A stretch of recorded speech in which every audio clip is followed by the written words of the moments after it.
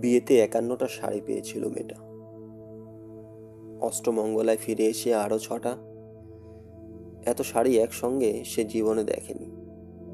আলমারির প্রথম থাকে সে রাখলো সব নীল শাড়িদের। হালকা নীল একটাকে জড়িয়ে ধরে বলল, তুই আমার আকাশ। দ্বিতীয় থাকে রাখলো সব গোলাপিদের। একটা গোলাপিকে জড়িয়ে ধরে বলল, তোর নাম অভিমান। তৃতীয় থাকে ৩টি ময়ূর, যেন ৩ দিক থেকে ছুটে আসার সুখ। তেজপাতা রঙের যে শাড়িটা, তার নাম দিল বিষাদ। সারা বছর সে শুধু শাড়ি উপহার পেল। এত শাড়ি সে কি করে এক জীবনে পরবে? কিন্তু বছর যেতে না যেতেই ঘটে গেল সে ঘটনা। সন্ধ্যের মুখে মেয়েটি বেরিয়েছিল স্বামীর সঙ্গে চাইনিজ খেতে।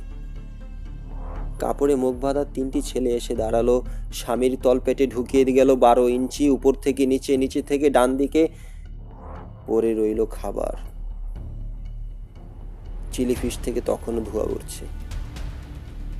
এরই নাম রাজনীতি, বলেছিল পাড়ার লোকেরা। বিয়েতে ৫১টা শাড়ি উপহার পেয়েছিল মেয়েটা। অষ্টমঙ্গলায় ফিরে এসে আরও ৬টা।